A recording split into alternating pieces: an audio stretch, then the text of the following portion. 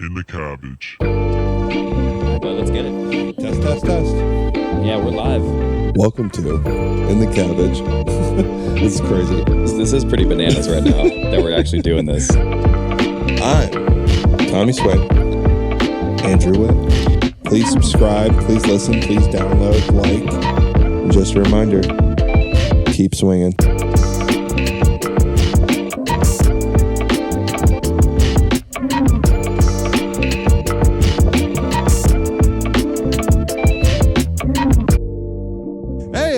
Welcome back to The Cabbage, your boy Tommy Sweat. To my right, or your left, Andrew Witt. What is up, my peeps? We're back. We're just talking more housing stuff here. Oh, yeah. I mean, it's pretty classic early 30s talk right now. How many beds and bath, really, how many square feet. Right. Location. How far away from my other husband am I going to potentially live? Yeah, which might be a little too far. Sorry, Catherine. I need at least a 10 to 15 minute radius. Well, I mean, we did live from Long Beach to Laguna Hills, but we didn't see much of each other then. Yeah, that was tough times.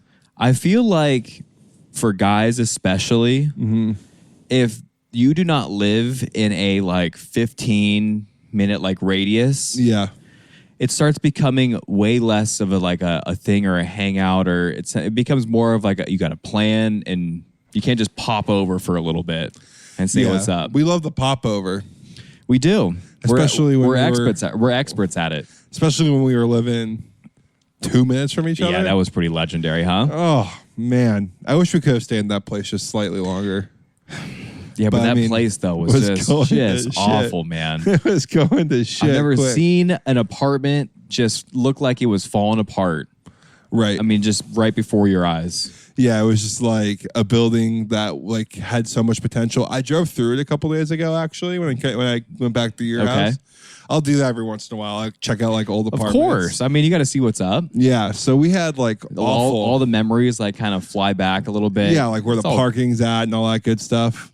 We had awful luck with our Madison and I's first apartment. Terrible. This is the Costa Mesa one? The Laguna Hills one. Oh, yeah, dude. Yeah. That apartment was awful, man. Yeah, it started off great. No, it was great. It was great. Started off great. And it went to shit. Amazing setup. Beautiful floor plan. Good little spot for you guys. The den was awesome. Great living room. Rent wasn't even that bad. Rent wasn't bad. Like one bed, one bath. Like 3 minutes away from your mom. Right. Just kind of like hang out whenever you want, close to fam. And then COVID hit. Oh my God. And then it was and then you had like that slab leak. We had multiple slab leaks. Oh my God. We had a slab leak, they fixed it. And then they thought they fixed it. Then another slab leak started to happen. And then they were going to fix that one, or they fixed that one. And we lived there when it was happening, because it was just during the day, and in a certain section, and had to like evacuate, like, make us move. Yeah, and then there was also like a move to the whole street as well. Yeah, like it just was happening outside of our place, and there was just like the plumbing so old, we don't know how to even fix it, to be honest. It was like basically the remarks we got. Right. And it just like started to feel like, I don't know, the area was bad. Like the area started getting really bad in Laguna Hills. There's like this certain apartment community. It was weird. That's like really bad, actually. There's like a lot of crime that happens in that little area, which is so funny. Like in the middle of Orange County, like Laguna Hills, like a senior community for all intents and purposes. These young bucks just, trying to rebel out there. Going nothing else wild to do. In that community, bro. I mean, it's a low income community. Right. So yeah, good thing you got out of there. Got out of there. So another slab leak happened. Yeah, and you had mold. Right before the wedding, and then there was mold coming in now. Get the hell out of there. And so we just said, okay, never mind. Then we moved into our new place in Costa Mesa, just because after we got married, we're like, we got to get a place. Madison liked this place. She found it. It was well within our budget, and a rock star away from you. Truly. I mean, just the other complex right across the street. Yeah. It was literally a block away. Yeah. And that's where the late night hangouts were birthed. Here is the podcast. You know what's funny? Here's the podcast now. We're at that. No, we just passed our 1 year like anniversary, because we started back in February, but our 1 year episode just dropped. Really? Was our last one. Yeah, 52 weeks. That means we've done 52 episodes. That's a year of episodes. Wow. I was like, wow, here we go. Hey, well a done, year's sir. worth well done, work, sir. my friend. That's nothing to shake a stick at. Yeah, you know what I is. mean? It sure is. That's like a cool accomplishment. If this podcast never takes off. We did it for us originally. And for you all, of course, we're giving people, but selfishly. mainly for us because we were doing it anyways, and we needed something to distract us. But a year, that's crazy. The podcast is something that you've wanted to do for the last 3 years or 4 years. Yeah, I just wanted to do something because I was so miserable at First American. Yeah, I needed something to Yeah, well, it didn't help that you were also at one point driving from Laguna all the way to Glendale. Yeah. And then you went through like a year and a half, 2 years of all of that BS, and then flying to New York sometimes. And it's putting your time in for good measure. Mm-hmm. But then you had to go back over to the Santa Ana and then, the processing team and blah, blah, blah. It's just a big old circle. Yeah, it's just a big old dungeon that you get sucked into. And there goes your career just dive bombing. It is what it feels like. Right. So you needed that outlet. You just need something, I guess. I don't know. With those big corporations, I think they understand people so well that they know how to flirt an opportunity in front of you really well, and very, very, very, very few people, and sometimes it even happens outside the community, like outside of your company, get those opportunities. And it's really about within those big corporations who the big players. Totally. Who you're putting your money on, and then if it works out, then great. The who thing is just kind of crazy. It's just so much politics. It's nuts. You really just need to know somebody. You still need to work hard. Like, they're not just going to give it to you. That's kind of course the fake side of it. If you are neck and neck against someone sure. else and you have the political power, it's 100% you. Right. It's not going to be you. Exactly. The other person has to be so dominant that it has to be okay, clearly you have to pick this person. Right. Or we're going to lose them to someone else. Right. Essentially. Which I always play at the political side of it. I mean, you got to try to play it as best as you can, but you can only play it so hard and so well when the person that's maybe hiring you or moving up is your son. Right. And I mean, you lose opportunities like that. I guess the big advice for people younger than us or who are currently in big corporations like that, just don't get fooled by the dangle. You know what I mean? Yeah. They're always gonna flash something at you that always seems like a great opportunity, and maybe you might get there unless you're in a career you really care about. But if you're most of the time, I think you're working for those big corporations, you don't. That's what it feels like. Really care? Yeah, they just, again, like you said, it's just they throw you enough.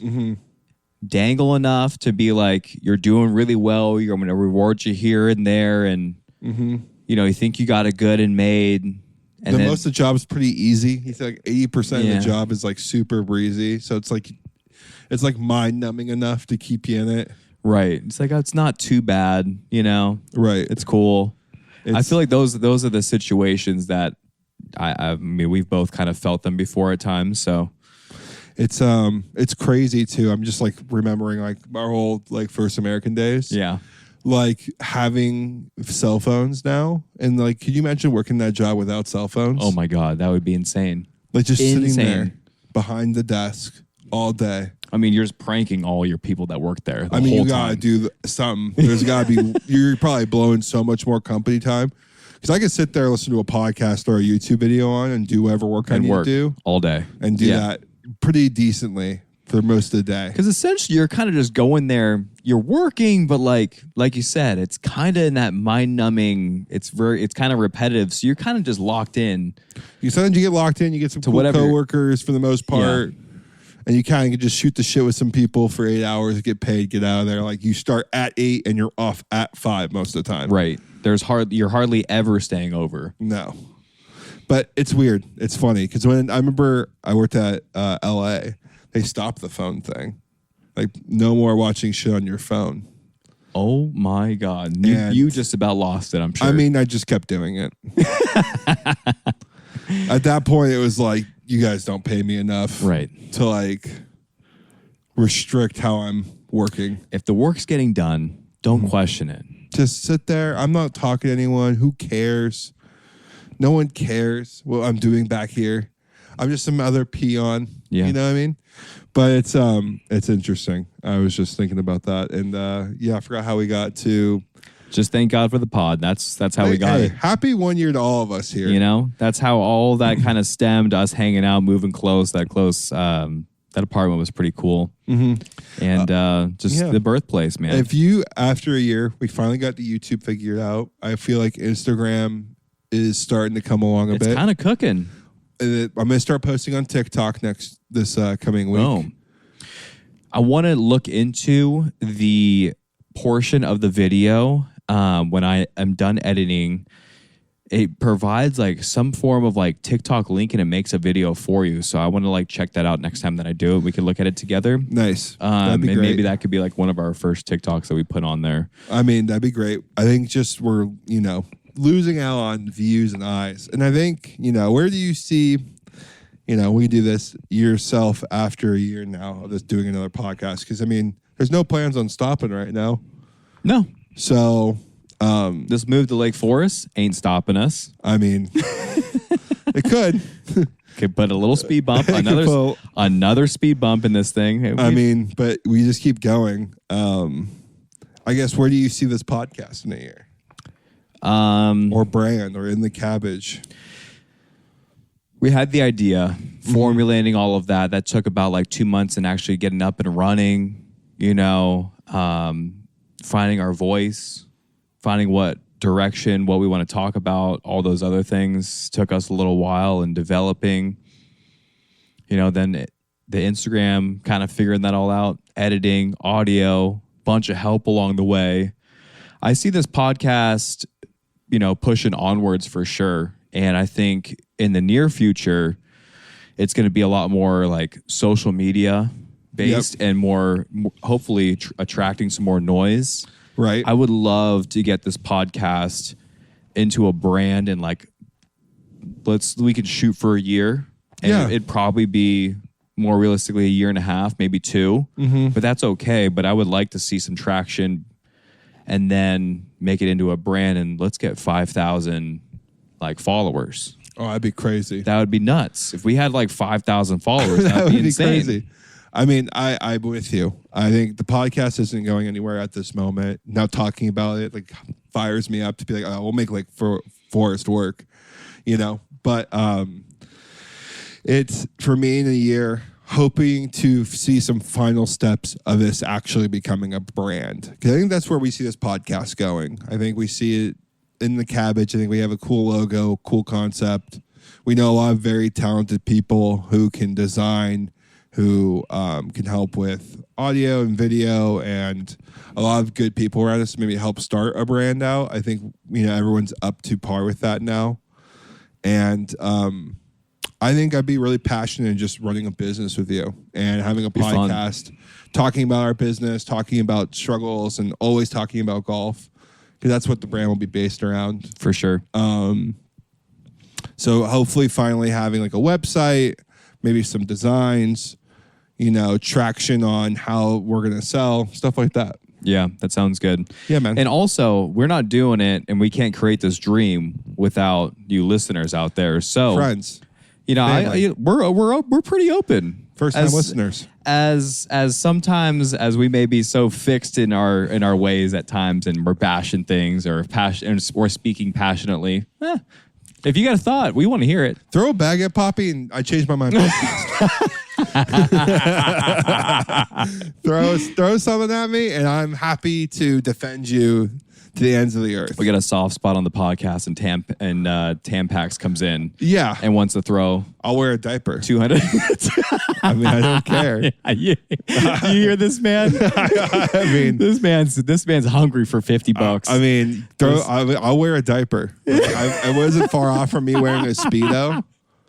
I should just post that on the Insta. Oh, that would be legendary. And just throw it out there, Just why don't you make that? Why don't you clip that on Instagram, and then that could be like one of your it cuts to it for like a 0.3 seconds or something. There you go. Yeah, so just a quick little blip. I mean, I don't give the people what they want. Yeah, I don't know if we ever talked about it, but I was joking with my family at St. Martin, that I was going to buy a Speedo and wear it. Like at like the pool. Where's St. Martin? St. Martin, is it I Florida? couldn't tell you. No. It's like, near the coast of... Right? It's East Coast, right? Yeah, East Coast Island. Great. Just give me in that ballpark. I couldn't tell you. I want to say the Bahamas, but it's definitely not the Bahamas. It's the Thomas Islands. Like, it's a chain. Like St. Thomas. Gotcha. St. Martin. Okay. It's over there. Gotcha. That's where all you painted the picture. I'm right there with you. Small little island. You could drive the whole thing in like 4 hours. Yeah. Like around the whole like island. And just for a little entertainment purposes, I said, you know what? I'm going to buy a Speedo. This man's electric, people. Just wait. And, I'm going to go ahead and just wear this out the pool or something and surprise them. And, oh, no, you're not. No, you're not. No, you're not. Yeah, whatever. I buy it. I do buy the Speedo. And I'm just trying to figure out when's the best time to wear it because you don't want everyone. You just need to hit a couple people and it'll spread like wildfire. And it's also like a hotel pool. Yeah, but it's not like a crazy resort. It's not like we're staying in Sandals or anything. It's like it's a timeshare pool. It's not like a huge resort pool. The most amount of people I've ever seen around it's like 10. It's enough though. Right. It's like 50 families can kind of be there, right? Yeah, there's like some people who could definitely see it. And for whatever reason, like today's the day, right? So we go down. Mikey and Jilly are at the bar. Timmy's down, Coral's down. I walk down with Madison, and my mom I think is there or something. And I just take off my like bathing suit on top, bust the Speedo out, walk up to my cousins, and for whatever reason, as soon as my pants came off, the hotel stopped. I mean, it's showtime, baby. It's fully locked into what is this man doing? Right. Which is like, I don't know how that happened. I wasn't making a scene when I did it. I just very casually took my pants off. Right. It wasn't like I was like, hey, everyone, look at me. For whatever reason, as soon as the pants came off, all eyes were on me. You're just locked in. And I came up to my cousin and two of my cousins, and I tapped them on the back. I'm like, what's up? You guys gonna give me a drink or something? And then they looked down, and for whatever reason, they started to die laughing. And everyone around them proceeded to just freak out. Yeah. That's an absolute legendary, but such a clown move. I love it. Freak out. Yeah. I mean, we got people on the balcony freaking out. We got people in the pool freaking out. The bartender's losing it. People are losing it. And I get obviously very embarrassed at this point. Of course. Right. I mean, I just threw myself right into the deep end and run back, put my pants on, come back, just start to laugh with them. And then we walk off. And some guy goes, hey. I'm like, oh, God, here we go. Like, he's going to make fun of me or he's going to say something. And walks up to me and just, like, daps me up. He's like, that's the funniest shit I saw from the balcony. Me and my wife were down. Oh, he's, like, coming down to dap you up. Yeah, he was like, I got to come say what's up. And, enough pina coladas for, like, $2 at that place will put you over the edge to, like, for $2? It was like $2.50 during happy hour or something. Oh, my God. They were like the little water cup shooter ones, though. Wow. So, but I mean, they were like, right. They were strong. Still, they had 2-3 shots in that puppy. I mean, you're feeling good after a while there, but wow. Full circle here. We're just going to run.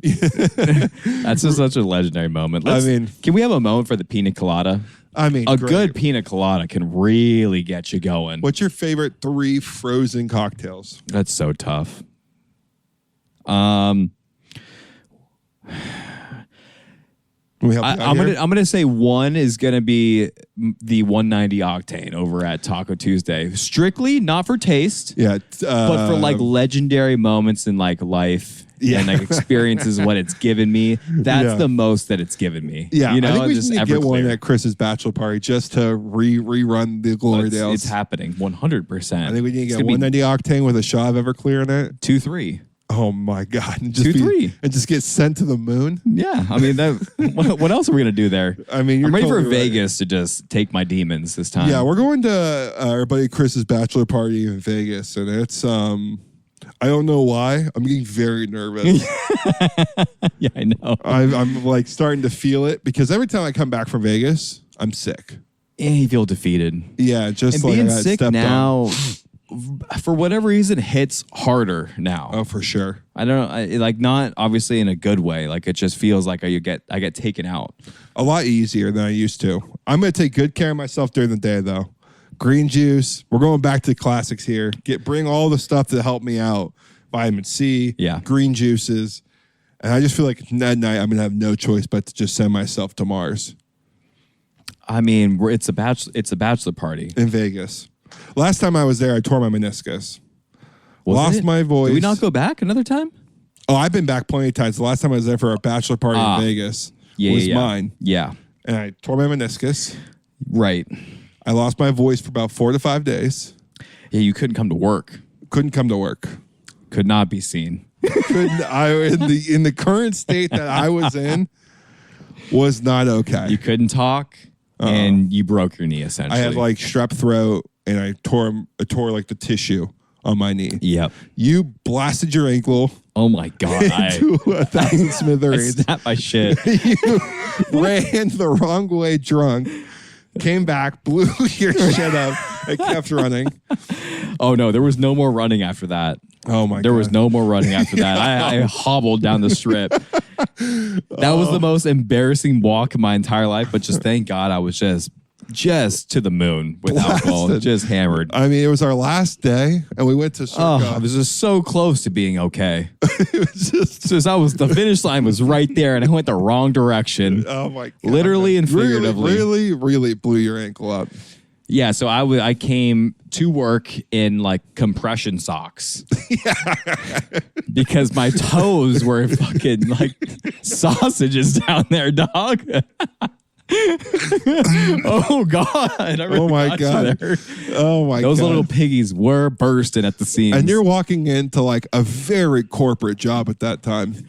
Very corporate. What it feels like, it's very nice, and it's business there. Yeah, when you're walking in. You're closing homes. It's very serious. It's a little bit more of a high stress situation because there's cutoffs, there's deadlines. So yeah, I'm just like hobbling my way through. And I'm not there. And you're not there. We're just everyone knows we were gone for my bachelor party. Yeah, I mean it's a tight knit escrow team. That's how many people?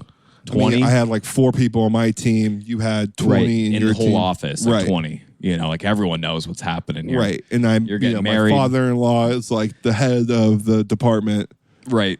And we're just, debauchery. You couldn't show your face there. It's a good thing you didn't try to show up. Oh, there was no chance. There was zero chance. But I had to face it, though. Oh, yeah, I think I also had something to do with, like, I had very limited PTO and sick time at the moment. Seemed to always be in a stranglehold with that. Yeah, the PTO really gets you. Yeah, I know, right? It never seems to be enough. But nope. I think I would have maybe taken, like, one day. But I think I needed to hop in there and champ it based off PTO time. But I don't know, man. That's crazy. But I feel like we've grown up a little bit, and this trip for Chris's bachelor party is gonna really be not that. It's not going to be just because so much. Also, Chris doesn't love to just absolutely send it. I don't really like to send it either, but for whatever reason, I gotta roll that back. I have sent it many of times. What? Yeah, more recently now. I'm not a lover of sending unless something gets you going, though. And we can egg each other on quite a bit. I mean, it could be real tough, real quick. It's all dependent on how we want to make of it, I believe, too. Like, yeah, there's been times where we've been in the car and we've been like, oh, it's going to be tough for us this trip. Hey, like, get back and just start pounding the fifth of whatever. That was also when we were a little bit younger and then driving out to Vegas and then trying to go to a nightclub like that night.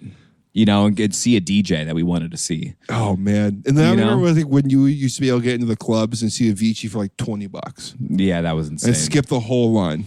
We're ancient, dude. Right. Yeah. I love this little, I remember being like, oh, man, why do I love Vegas so much? Because most people say they hate Vegas. Most people are like, I hate Vegas, hate being there, hate staying there. It's awful. I love it. And I have so many great memories of Vegas. Not even just outside of like that, but just remember like the trips we've done.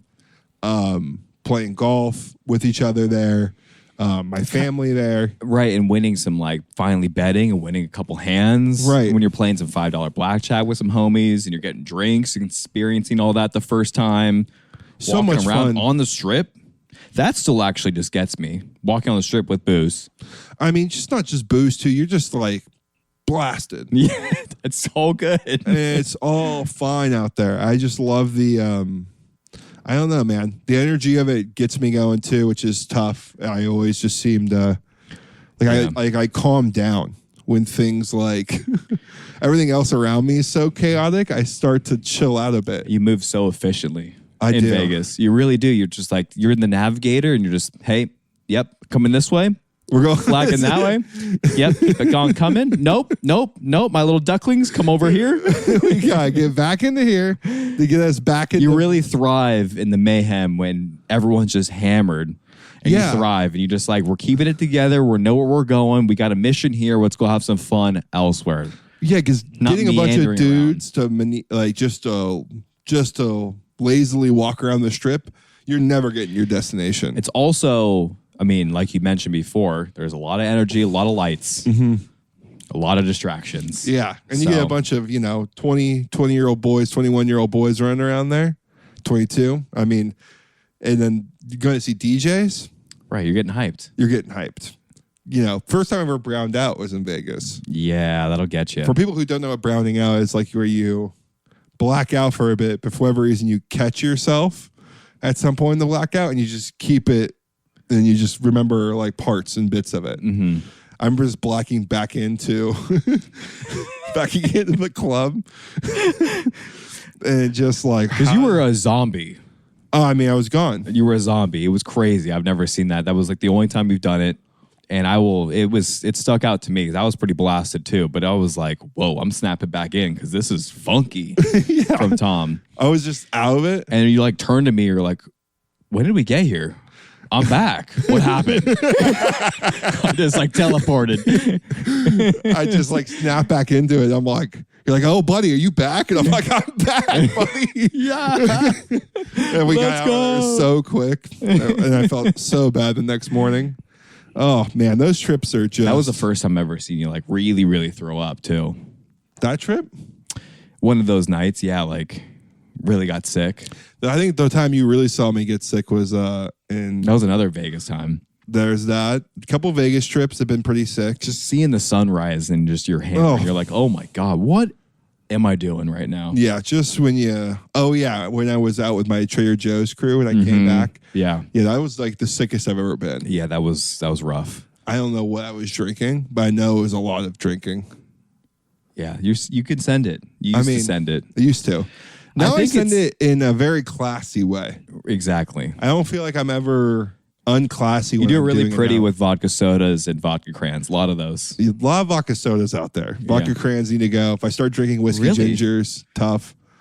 You don't like too much sugar. Gingers? Yeah. Well, what about the vodka crayons? Is it like a stomach acidity? Catherine's drinking them. Vodka crayons do hit. That's like the one of the very simple mixed drinks that I will indulge in. I'll be like, all right, yeah, I'm down. If Katie's getting them or something, if someone's grabbing them, grab me one. I'm not going to say no to a vodka crayon. Yeah. I'm not above a vodka crayon. I'm just saying, normally if I'm drinking in Vegas now, it's just vodka sodas with lime or lemon. Are you a tequila soda guy? I'm becoming more of a tequila guy. Yeah. I do like tequila more and more. It's just...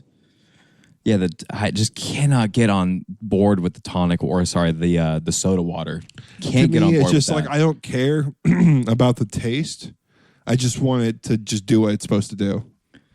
Just prolong the alcohol taste is what it tastes like to me. I'm just slamming them. Yeah.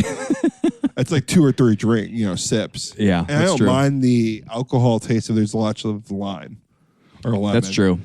And then, no real bad hangovers or shots. Might be a big shot high nooner guy out there. Yeah. I'm the same. I'm shot and beer. Yeah, I'm a shot beer guy now, pretty much. Shot nooner, or I was drinking tequila sodas recently too, and I'm about to move over to tequila soon. I think. I don't know. There's a lot more range of tequila as well. There's a lot more stuff that you can do with it. Like vodka. There's no like. There's only so many brands I know that are like decent, but they don't really carry any like crazy specialty stuff. It all tastes the same. Yeah, it's all just potato liquor. Yeah, it's It's all just You know, you can cover it up pretty easily with some soda, but like if you follow it up directly, I just don't. Yeah, it's just for shots. It's just for shots for me. Just gotta put it down as quick as possible. For sure. I think we're gonna be all right. But there are going to be some guys in the group for this upcoming trip that are a little bit on the younger side, though, too. I think maybe that's why you're a little scared. Yeah, I mean, not too much because, I mean, the guys who are younger, I think, are just going to, do their thing. You think you're still a tank, too? You could throw them back. I think I could outdrink everyone there. Oh, my God. Here we go. I mean, truly. Comment below if you want to see a shot off. Oh, God. I mean. I'd lose. No, I don't think so. I don't think you would lose. You black out. You don't throw up. You would drink to a point where I would start feeling sick, for sure. Yeah. You would get me to that point, and then you would make a mental decision. You're like, I'm okay with blacking out and taking the L for tomorrow. Yeah. I can't get past that point. At some point, I'm going to just throw up. And then who's winning? Right, neither. Yeah, let's not do that. But, yeah. You guys win. I'll just sit there and just carry you home. Yeah. Should we get into a little sports here, buddy? Absolutely. I love the banter back and forth here, but we have some great bangers here. We're gonna do some of this justice, and we're gonna run through some of it as well. Yeah, agreed. Why don't we start with the most important event here coming up? Let's start with the Masters, a little Valero Open as well. Let's do that first. Yeah. I can never pronounce the guy who won, so I'm gonna need your help here. Akshay Bhatia. What a stud, dude. What a great story. I was really hyped because I've been following him on Instagram for like 2 or 3 years now. Right. Really cool. Really cool. Give me a little backstory about him again. Was a very, very successful junior player and went in high school, went and played for our Walker Cup team for the U.S., which is really cool. And it's the Ryder Cup, and then the Walker Cup is like the junior, right? It's the amateurs, essentially. So represented, was like one of the first golfers to ever do that. And then right out of high school, decided that he didn't want to go to college and he was going to turn pro. So went to the Corn Ferry Tour, and then it took him like 2 years, or like not to the Corn Ferry Tour, but worked his way to that. Took 2 years for him to win. And then he made it on the PGA Tour like in 2022. And then he was kind of like a rookie-ish last year, and then ended up winning his first tournament at the end of last season, I believe, or earlier this year. It was in 2023. It's crazy. And really kind of started to catch some fire, talking about his sports psychologist and his new putting stroke, new putter, and then needed to win at the Valero in order to play in the Masters.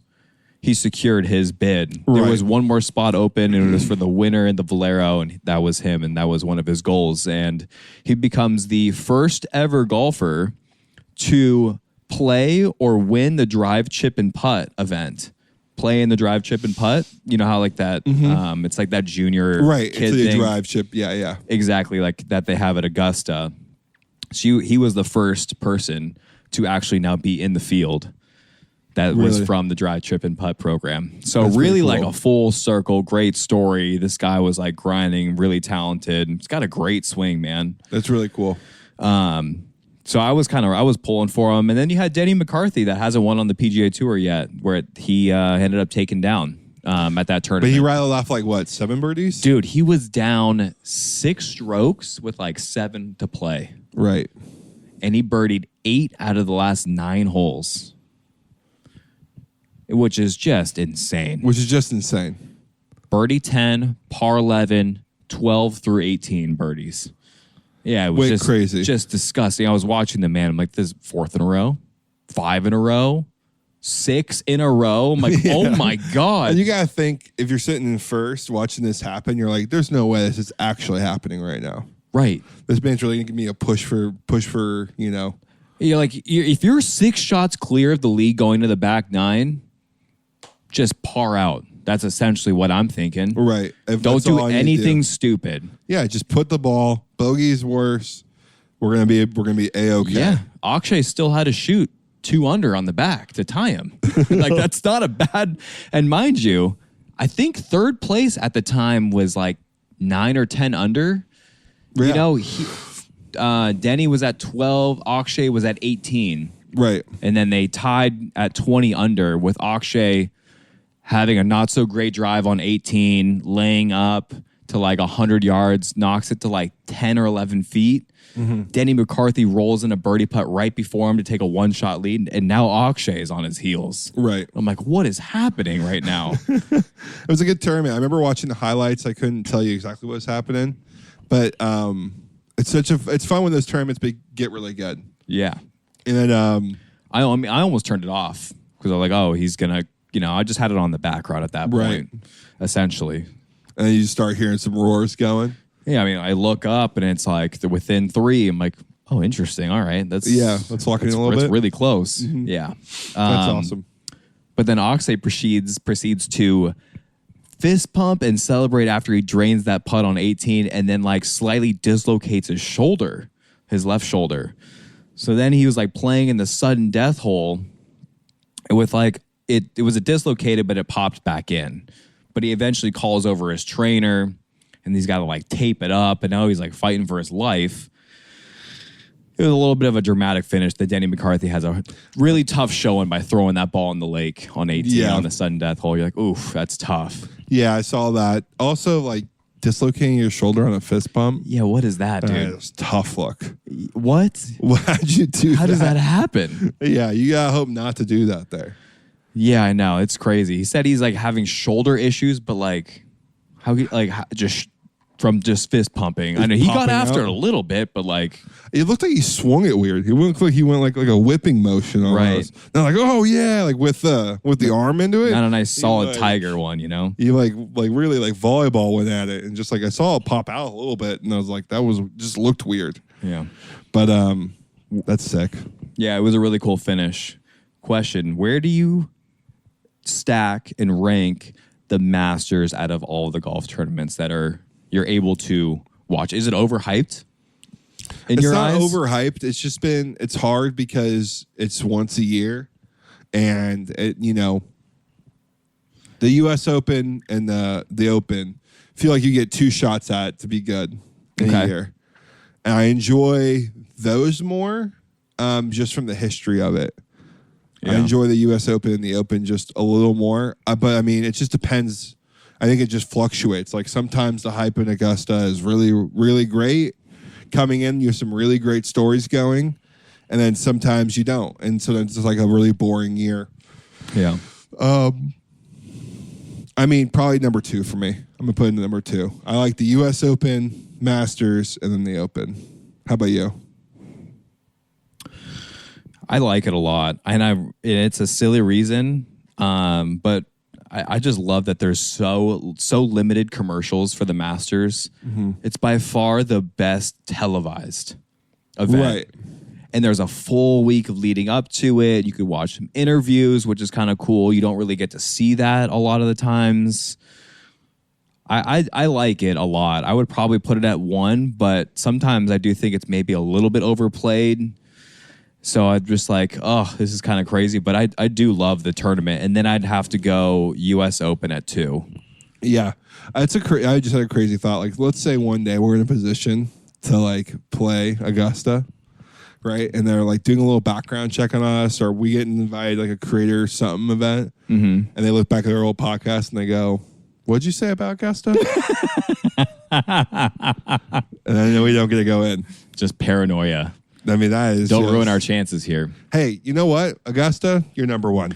The azaleas are my favorite flower. Those are up there for me. The pimento cheese sandwiches I hear are amazing. So you know what? You're number 1. You see some of the prices on the menu? Yeah, they're crazy. It's like $2 for a sandwich, $3 for a sandwich. It's like, wow, that's incredible. Augusta just does not feel inflation. No. Like, we're going to keep it right here, right down the middle. Take an L like Costco on some of their items. I think there's one interesting story here about the Masters, and that is the consecutive cuts made at Augusta. Mm-hmm. Do you know who it is? Who's the longest? I want to say Tiger. Tiger's the longest right now. He's tied, though, for the longest.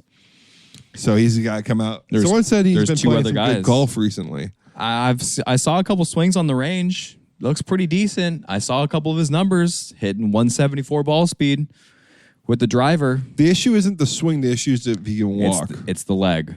Because we know Augusta is super hilly. Right. I mean, it's the walk. It's not a matter can he do it. If like that's why the simulation league's coming, because it's just going to show how good he is. Even then. Right. Still. Well, also he's like ranked 58th in the field or something like that. Just like that's insane. The dude never plays any competitive He's like golf. fused. His whole from his like waist down, it's all fused. He's like, oh, he's probably gonna make the cut. Right. If he has a good week. Crazy. I hope he does it. It's 23 years running currently. I mean, I really hope he does it. It's Fred Couples and one other guy are both at 23, but their streak ended at 23. Fred Couples playing it again this year. Yep. I love seeing the old players come back and play it. Mm-hmm. Like if I was VJ, I'd probably playing it still. I think he does. I think so. Freddie, you gotta give it a shot, you know? Who's the dang dude? Who's the other guy that's on the senior tour and he was like balling out last year? Bern Langer? Yes, Bernard Langer. Yeah. Nice pull there, buddy. I think he's playing in it again. Yes. Chalk one up for the good guys there. Chalk won now 400. Trevor Edelman doesn't play in it, but he has won one. He doesn't play? He doesn't usually play in them. Normally he commentates, Oh. right? Yeah, he usually commentates. But he's I won one. wonder if Nick Faldo would play in it, actually. Probably not. I've never seen him play in it. Have you? He's won, but he's won multiple times. He's been broadcasting. Now he usually I think he came back last year actually and broadcasted a little bit. I don't know. The drive trim putt, the par 3 challenge is also really cool that the Masters brings. Skip the ball across the water. I mean, the Masters is great. Yeah, it's really good. It's just a good time in history. I'm going to be able to watch all of it, too. One of the first time I'm going to be able to actually watch a majority of the tournament. Really looking forward to it. I'm working from home on Thursday. I'm skipping work on Friday. Saturday, probably not going to be able to watch much. And then Sunday, going to finish it out. Yeah, it's going to be awesome. I'm excited. When this podcast comes out and people listen on Friday, do you want to pick someone that you want to see if they are after a good Thursday, maybe a good Friday going into the weekend? Yeah. Let's If like the some odds, names like- I would love to see up there. Yeah, or someone that you would like maybe think could like sneak away with a dub. Yeah, I mean, smart money's on Scotty Scheffler. Of course. That guy's the best golfer on the planet. Would love to see Rory.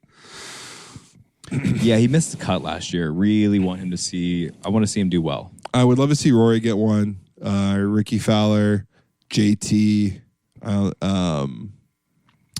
then Aberg would be fun. Yep. Those are some of my guys. And then that's about it. I mean, I'm sure there's other names I could see up there. Don't really want any live guys to win. It's been a lot of talk that the live guys don't have it right now because they've been playing a lot of resort courses. We'll see. A lot of those guys are gamers. A lot of the time when the big games come around, they get up for it. So Brooks Koepka is always fun to watch at the end of it. Yeah. Rom. Haven't seen him forever, so that'll be fun to watch, I guess. He was proposing to move live to a 72-hole format, so it would be easier for a merge to potentially happen between the two leagues. Why not just do 72 holes? Why 54? If you want a merge to happen, go play 72. It's not that big of a deal. Yeah, I know. You keep your shotgun start, do everything else. I mean, Rom's trying to build the bridge here, I think. And people are all starting to say the same thing. So they're all like, okay, this can't keep going. It's cool. I would like to see him. I would love to see Akshay do well, actually. Yeah, it'd be cool. And lefties historically do well at the Masters. Draws. Yeah, because they can play more fades. And then that's typically what he plays is just fades all day. Wow. Can a lefty hit a power fade, like a normal fade, longer? Because it's their draw? No, it's same thing, same concept. I mean, they could still hit power fades. But it's not going to go as far as like a really power draw. As like a righty would do it? Yeah. Let's say No, it's like the same. It's all just based off your delivery. It would all be the same. So like they hit like a power fade. Like they Right. hit a fade As super opposed far. to everyone else like clubbing down and having to hit like 5 wood Right. with like as a straight ball. He can hit power cut driver and be 30, 40 past because there's a lot of dogleg lefts. Right. Guys just don't like drawing the ball, you know, and if they don't draw it, then they're just like gone in the trees. Drawing the ball's tough. Yeah, I don't love doing it. I feel always like most pros just keep hitting fades now. Yeah, I would say almost half, or sorry, not half. I would say over like 70% Right. are like fades is what it seems like. I bet you there's a stat out there we can find out. But anyone else you would love to see up there? Tiger, duh. Wyndham. Yeah, be cool. I like Wyndham. Maybe Joel David makes the cut too. Joel, I hope it'd be fun to see him get some cash and pull it out. Keegan Bradley. That's who I was trying to think of. Keegan Bradley. That'd be fire. I think Keegan's going to get on the Ryder Cup team as long as he can just stay somewhere near the top. If he can win a major, he'll get it for sure. A major. Mm-hmm. Moving on here, we're going to touch on some other sports and other topics. Well, the NCAA finished up Purdue versus UConn. I thought it was a really good basketball game for about 2.5, 3 quarters. Yeah. Then it became UConn's game. It was fun to see some big man ball during the tournament really thrive. UConn just plays an NBA offense. They're so good. Like back screens, slip screens. I'm just watching more and more of like LeBron James and the JJ Redick podcast, and I'm seeing more like offensive sets and options within their own like motion offense. They're cutting, they're doing certain things, not even on set plays that other college teams aren't doing. Yeah. College teams are running like a lot of X and O set plays, and they have some motion offense, but a lot of it's like, this is exactly what we do when this happens. And it seems like UConn does a great job of kind of just running, like very securely just winning basketball games. Right when you think it's getting close, then UConn hits a big shot, then they get a stop, then get another shot in, then get a stop, and then just start pulling away. They're just really solid, man. Yeah. Like they had the highest point differential in like history, and they were just dominating the last 2 years back to back. And I really think you wanted to touch on him as well. Just, is it Dan Hurley is the head coach? Yeah. He seems like one of the last remaining or new hard-nosed coaches. That's what I was thinking too. I wanted to pop on here and say the same thing. He reminds me of like kind of a dick. He doesn't seem like, I think the players respect him and like him, but he's also like probably not the nicest guy. I mean, he steps on the court and pushes his player because he's trying to tell him something. The guy can't hear him or can't listen. And the guy loses his mind like he didn't just push his own player. I know. He looks a little psychotic, and I was like, it took me off a little bit because we haven't seen coaches like that. I was watching. I was watching. Oh my God, this guy is losing it. Yeah, he's getting pissed. Yeah. I mean, cussing at refs, and I mean, visually you can see ripping it. into players. Oh yeah, like it seems like it would be a pill to play for him, but it's cool to see it come back, and he's winning. So it's like, okay, clearly there's something to this, and maybe there's kids and players out there who want to be coached like that want to be in a program that is extremely serious, that they can go win in, and then maybe transfer their skills into the NBA, and he does that well. Right. He said in the interview after the game, he was talking about culture and the people that he like brings in, and you're gonna better as a basketball player, and you're coming to the best college to be NBA ready and compete for national titles without being selfish. Yeah. And he sums it up. I mean, if you don't want that, kind of thing, like then we don't really, they're not going to be a good fit. Yeah. It seems like it's a program where this guy's going to be like, I'm going to make you into an NBA player. Which is crazy in a world now that we're like seeing all this money flying around because of NIL deals. Mm-hmm. So I would have thought that we might have seen the end of the hard-nosed coach. Yeah, potentially. Yeah, it's also hard to create culture because then you got guys like leaving left and right to the transfer portal. Yeah, I can see how that could be an issue, but maybe it's, at the end of the day, there's a majority of the kids out there whose dream is to play in the NBA, and the money is great, but they don't maybe even give a shit. Because when you're in college and you have money, like how much is your right? Like very few people, their lives very much changed. For like Johnny Manziel, for example, his life went crazy when he got money, private jets and all that stuff. If I had money, like I don't know how crazy I would have truly been with it. Yeah, if someone handed you a milli. I'm assuming my mom would just take it. Right. I would be like, okay, I don't want all this money. She's like, I'm going to give you I probably would have. 50 grand for a year, and you can do whatever you want with that 50 grand. Yeah, more whatever. Right. 100. And just be like, pay for school. You probably, have to pay for school, but, You can get a new car. You go like get a new apartment. Right. Get in the apartment with your buddies, probably your teammates. It's just interesting. I was listening to a podcast today talking about this, about how Deion Sanders was talking to his whole team, because a couple of players were acting up in class. Okay. I guess not paying attention to the teacher, cracking jokes, telling the teacher like, who gives a fuck, and just being like the man. And they're both people making NIL money. And he's like, they're making points like, from Deion's point was like, you guys are getting money, you think you're the shit, like it's you're like losing your opportunity. Like this money runs out in football, and you're like thinking this money is going to happen forever. Like this will end quickly for you. This is a business now. Right. Like this money and your like attitudes have to change. And it's like, even in the NFL era, like there's so many pros in the NFL that go broke so fast. You don't realize how fast money goes when you're in it and you're cashing $50,000 a week, $100,000 a week, or whatever they're making at times. And your house and your mortgage cost X. You're paying for your mom's house, that cost X. And you're just, at the end of the day, you're like, man, I could blow through this like $2 million like it's nothing in like 4 years. Sure. And I'll be out of money. And I think it's interesting that they were talking how these players, are going to start having attitudes. But I think at the end of the day, kids want to go to the next level. You're going to find those kids. Yeah. I think it's a great idea to now make your program extremely professional. It's no longer like kid fun time. You signed a contract for $1 million to come play for our college. Your goal is to either stay here for 4 years and have a college experience. Maybe you don't want to go pro, or you don't see yourself, or you do it, you don't give a fuck. But you're going to at least do these 4 years, and you're going to like fully invest in our program, or, they're going to... Or they dip out because they don't want anything part of that. Right. Really. Which, I mean, football is crazy. They're going to have to figure that out. The football transfer portal in college right now is just crazy. It's out of control.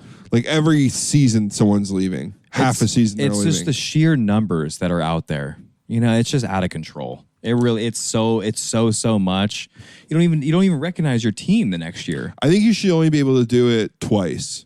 I think you should be able to come in redshirt, and if you decide like after a year at that redshirt program that like you miss your home, you don't like the coach, you are going to see that you are never going to touch the field, then you get a transfer. Yeah. Then the next place you pick, you got to be there for 2 years. You got to be there your freshman and sophomore year. Then you get a transfer in between your junior, senior year. And you get a transfer one more time. Mm-hmm. I think 2 transfers is plenty. You can't figure out the second transfer. It's not happening. Yeah, I always thought that if you are getting scholarship money, and this is before the NIL, then, you would have to play for that school. Right. And if you couldn't figure out, then you have to have like an off year and you can't play the next year. But that seems to not be the case anymore. I need to freshen up. They just sued on that. They did? Recently, and they won the case. They can, like, NCAA can't do that. So they can't do that anymore. Yeah, see, I think there needs to be some sort of penalty, or not penalty, but like it just can't be that seamless. Well, it can't just be you can't pay somebody millions of dollars to come to your school, or $1 million to come to your school, to like you're investing in this person, and then you lose out on another investment. Like now, like with money being thrown around, there has to be some sort of protection. It's going to have to happen, because you're going to lose out on other opportunities. Like maybe some college picks, Joe Schmo, they pay him $1 million, but Johnny Manziel wanted to go to their college. They said no to him because of this person. And then this person just gets to up and leave. Like, no, we made a financial investment in you to bring money and seats into our college. Right. You're going to have to like do that. It's like a contract, or you can't transfer. Yeah. Like you either don't play basketball at our school for 2 years, or you go pro. Or you go pro. Or you just, or you just sit and deal with it. Right. But I I think 2 transfers is plenty.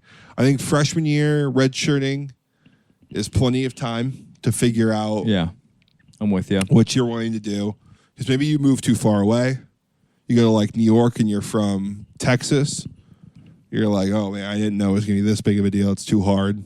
Go back home. Go to like, Texas Tech or whatever.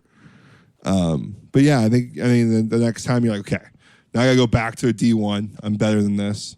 You should be able to pick and have the foresight where you want to play. It's just the transfer portal is just so much, dude. There needs to be something. It's crazy. Because it's hard to build that culture like we were talking about. That's what makes basketball and football, that's what makes football so much fun.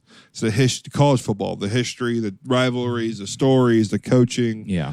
The college campus itself, everyone's got their weird quirks for their games. I mean, you just think about all the great rivalries, there's plenty of them in college. Right.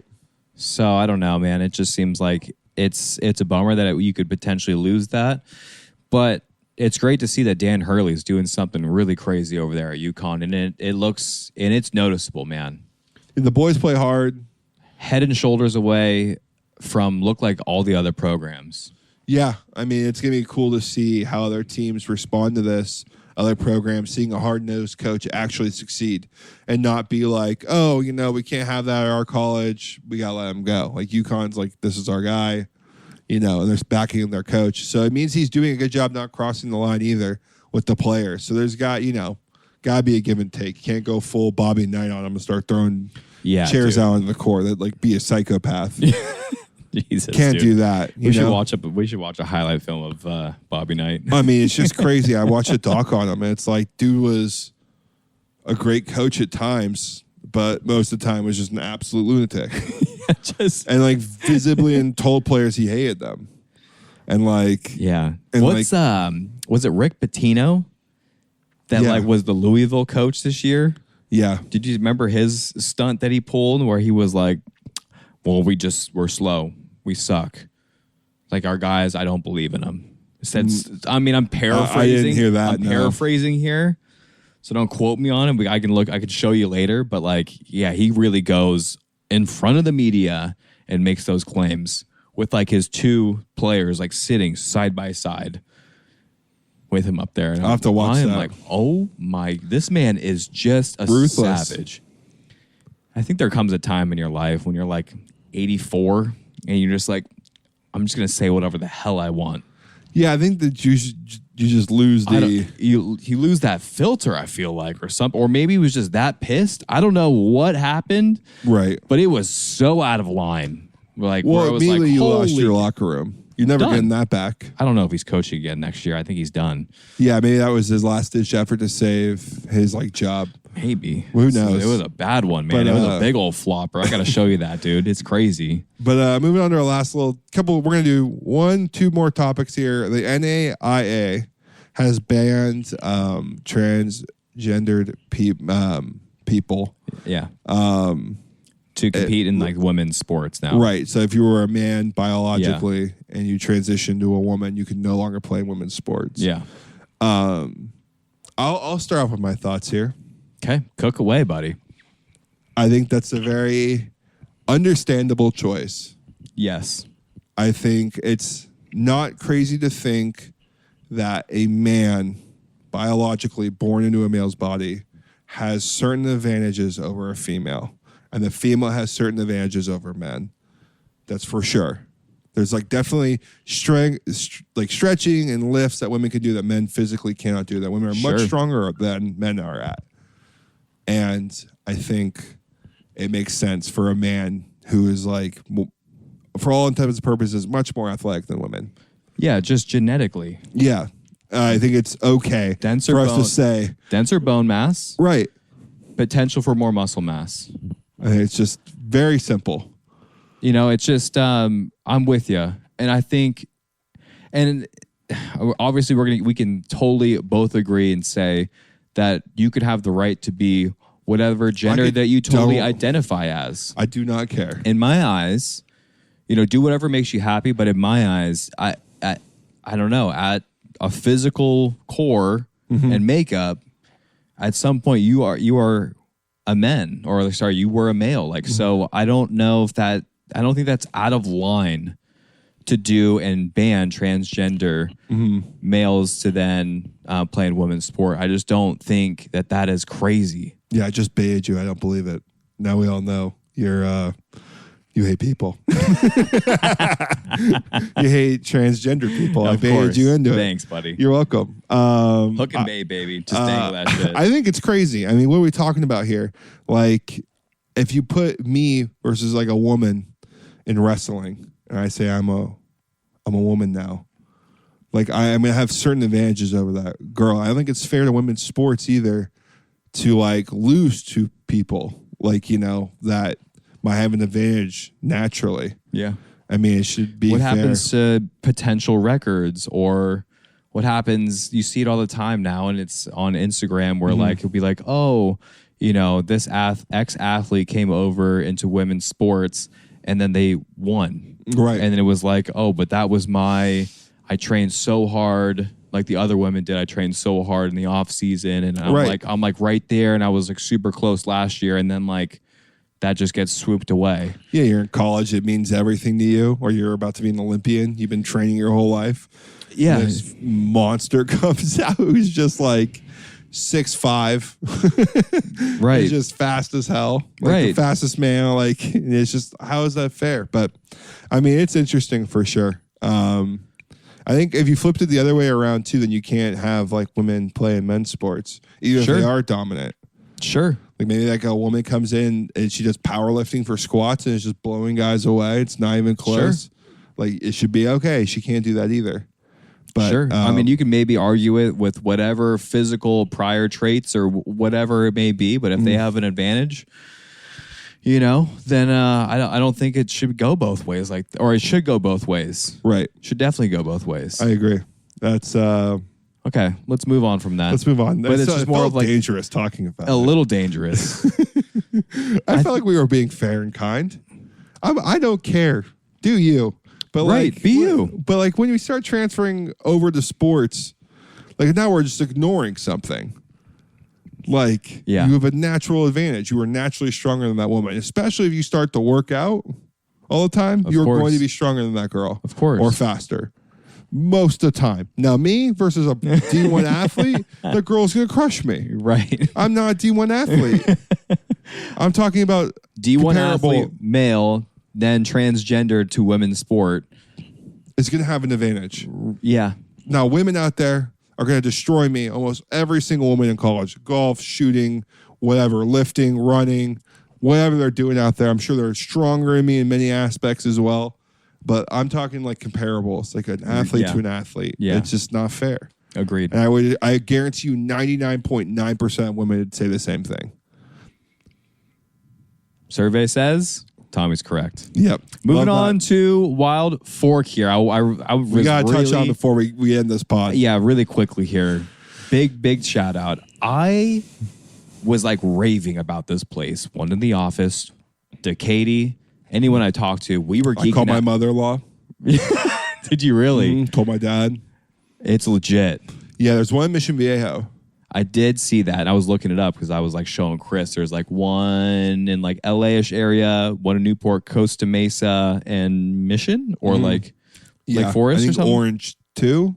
Maybe not because I would have gone to that one. Okay. No. Yeah, in Mission Viejo. And like the concept of it is it's all vacuum sealed and flash frozen. Really high quality meats, like butcher quality meats. But when you do this, it eliminates a lot of the overhead, right? You can have a smaller area. Spoil doesn't happen at all, technically. I'm sure they do something to, help it keep it a little fresher. But for the most part, you don't have to ever recycle it. You don't need as many employees. It's much cleaner. You walk in there and it smells good. Yeah, everything's frozen. I was like, wow, this is great. And it looks fantastic. It's not like frostbitten at all. It's very clear. You can see the meat very clear in the packaging. I actually wanted to tell you. Yeah. I went back. You did? I did go back. I told Madison about it. I said, came back. Said, I'm going to make you some steaks tonight. And she said, absolutely. Wow. So I went back and I picked up some steaks. What'd you grab? I grabbed. So I think you go back for the picanha? No. I went New Yorks because she likes less fattier cuts. So I think it goes choice at the bottom. Right. Choice or select? I think it's select. Select, choice, Black Angus. Is that what it is? Prime Wagyu. Is Black Angus before prime? Yeah, before prime. Okay. It's almost equal. It's just the way that beef tastes is a little different. Yeah. We got prime. Oh, mama. Went back and I got prime just to try to see the quality of where we were at. So you got like two New Yorks primes. Okay. $32. That's not bad at all. $32 for two steaks. So you got, were they $16 a pound? You're around there, yeah. Because probably a pound of steak. Yeah. That is insane pricing because you're really hard pressed to find prime grade New York strips that are that good. I mean, it was like aged 14 days. Right. But it's not just the steaks in there. We can go back to how it tasted. There's not just steaks. There's elk. There's bison. There's octopus. They have like legitimately a half a salmon for $40. They have like every cut. They have picanha. They have every cut brisket for cheap. They have anything you want.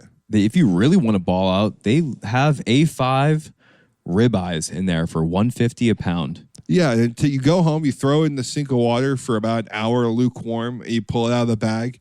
And let me tell you, the quality of the meat lives up to the hype as well. It was the best. We went and hung out after the soup fitting with Chris. Yeah. And we made some steaks. The best steak quality I've had from a grocery store that isn't a butcher. Because butchers can get expensive, like for a good cut of beef. Very expensive. It's not very cheap. And sometimes they're not well marbled either at times. It depends what butcher you're going to. Depends what butcher. Totally. Totally agreed. We got, at Chris's, we got choice, which is one step above the bottom selection. I don't even think they have select there. Oh, they did? They did. It was the one that was like flat. They like stomp them out of it. Oh, they meat tenderize them. Right. That's right. They get like batter cuts and they like shove it full of vegetable oil essentially and flatten it out. Yeah. So we didn't get that.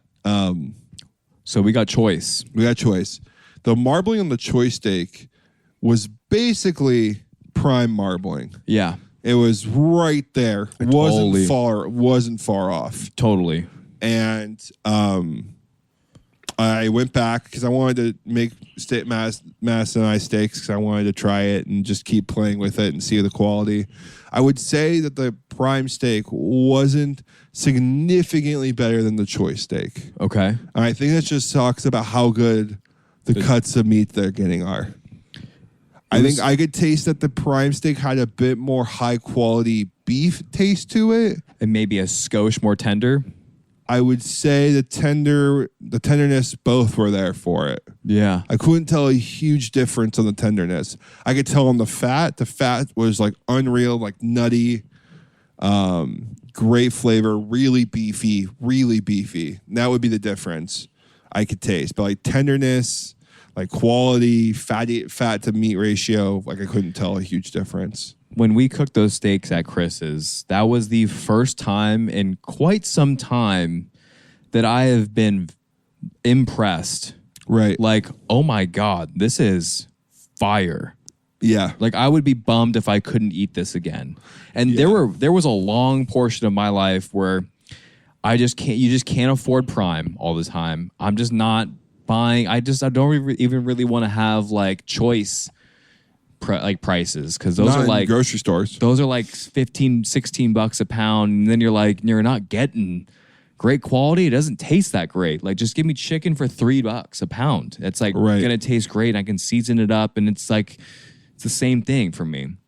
That was the first time in a while, other than like getting a prime steak from Costco, that I was like, oh shit, this is unbelievable, man. In the price of it, I think we got like a picanha, which is like a huge cut of steak. Like 4 or 5 New Yorks. I thought we got 4 New Yorks. 4 New Yorks. And we got 4 good solid steaks out of the picanha. Mm-hmm. And then like a smaller, so it was like 8.5 cuts of like steaks. Yeah. And it was $48. Like the guy said he didn't believe it, looked back again, he said $48. Yeah. That was funny. You caught that as well because he rung it up. He's like, it's gonna be 48. Yep, gonna be $48. Yeah. Totally double took it. I cannot believe that these are this cheap. If they ever become public, I'm fully investing in their stock. I'm ready to open up a franchise myself if they're franchising. Yeah. I think it's the greatest concept they've had, and it's only going to take a matter of time. And Wild Fork, if you're looking to sponsor some people to start spreading the news, I will die on that hill for you. I will be a Wild Fork believer. I think it's just unreal. So go give it a shot. It should be local to Orange County to you. Go try it out because it is unreal. It is that spot.